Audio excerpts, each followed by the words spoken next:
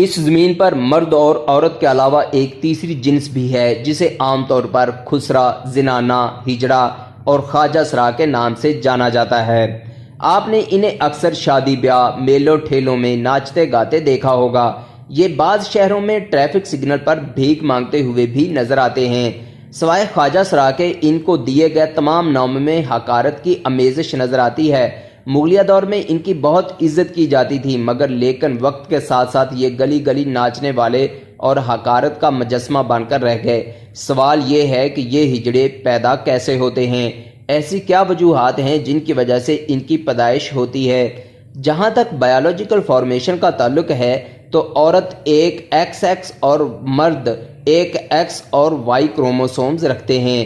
جب مرد کا ایکس کروموسوم عورت کے ایکس کروموسوم سے ملتا ہے تو لڑکی پیدا ہوتی ہے، اور اگر مرد کا وائی کروموسوم عورت کے ایکس کروموسومز کے ساتھ مل جائے تو پھر لڑکا پیدا ہوتا ہے۔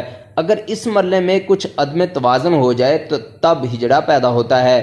یہ بات جان لینا انتہائی ضروری ہے کہ نہ تو ہجڑے کوئی الگ مخلوق ہیں اور نہ ہی کوئی الگ قوم ہیں، وہ انسان ہی ہیں۔ ان میں سے بعض مردانہ اوصاف سے اور بعض زنانہ اوصاف سے محروم ہوتے ہیں۔ یہ ان کی تخلیق کا وہ رخ ہے جو ان کے خالق اور پروردگار نے ان میں ایسے ہی رکھا ہے۔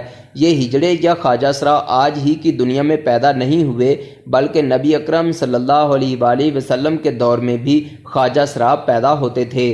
حضرت علی، جن کا علم حکمت میں کوئی ثانی نہیں تھا، ان سے دریافت کیا گیا کہ ہجڑے کی وراثت کا مسئلہ کیا ہے، تو آپ نے فوراً جواب دیا، ہجڑے کی وراثت کا تعین اس کے مشابہت کی بنا پر کیا جائے گا۔ اگر وہ مرد کے مشابہ ہیں تو مرد کا حصہ پائے گا، اور اگر اس کی جسامت عورت کے مشابہ ہے تو اسے عورت کا حصہ ملے گا۔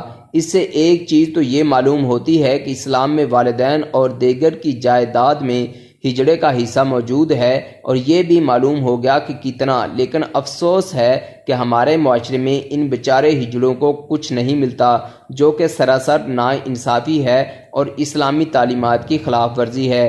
ہمیں ان کی عزت کرنی چاہیے اور ان کو انسان ہی سمجھنا چاہیے، اور ان کو کسی اور نام سے پکارنے کے بجائے خواجہ سرا کے نام سے پکارنا چاہیے۔ لیکن کچھ لوگ ان کو خسرا، ہجڑا، زنانہ کہتے ہیں، جو کہ حقارت کی آمیزش سے بھرے ہوئے الفاظ ہیں۔ اس لیے ان کو اگر آپ اچھے الفاظ سے جاننا چاہتے ہیں اور پکارنا چاہتے ہیں تو خواجہ سرا کے نام سے ان کو پکارنا چاہیے۔